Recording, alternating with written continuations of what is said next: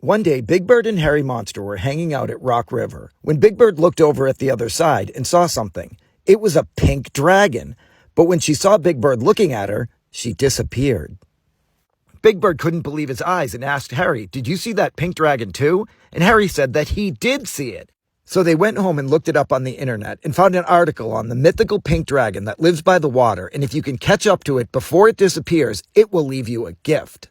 They excitedly ran to tell everyone on Sesame Street about the dragon and how they were going to go back into the woods and it was going to leave them a gift. And everyone on Sesame Street laughed hysterically about how gullible these two idiots were.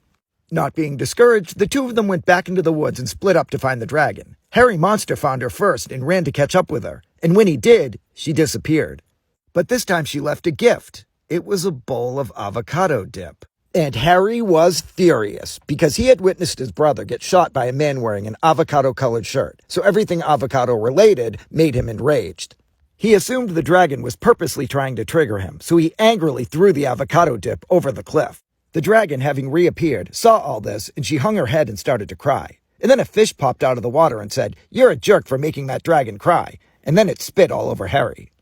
Later on, Big Bird spotted the dragon, and when he caught up to her, she of course disappeared. But again, she left a gift behind. It was a bottle of ketchup. Now it was Big Bird's turn to be angry, because when he was 3 years old, he dropped a bottle of ketchup on the floor, and everyone in his preschool called him Ketchup Head. He figured the dragon knew that and was now bullying him. So he threw the ketchup over the cliff, and once again, the dragon, having reappeared, witnessed this and hung her head and started to cry again. And then that same fish came out of the water and said, "You're a jerk for making that dragon cry," and then Big Bird got spit on. The two of them caught up to the dragon one last time and begged her for forgiveness, and the dragon said, "Apology not accepted." And then she told them that she was going to give them another gift, this solid gold sword worth millions. But since they were so rude, they got nothing, and she disappeared forever. And suddenly Big Bird woke up. He was in the hospital, and the nurse told him he was having a nightmare, and this was all just one big fever dream. But wait, then Big Bird turned to me and said, "Really, dude? That's how you're going to end this? It was all a dream? That is pathetic." What did you just say? Oh, you're going down, Bird. And then I took Big Bird and brought him back to the woods and threw him into the river.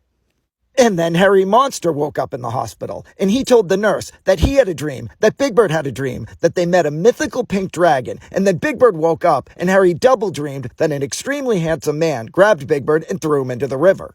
The nurse told Harry to relax because it was all just a fever dream, and then she gave him his lunch, which was chips and avocado dip.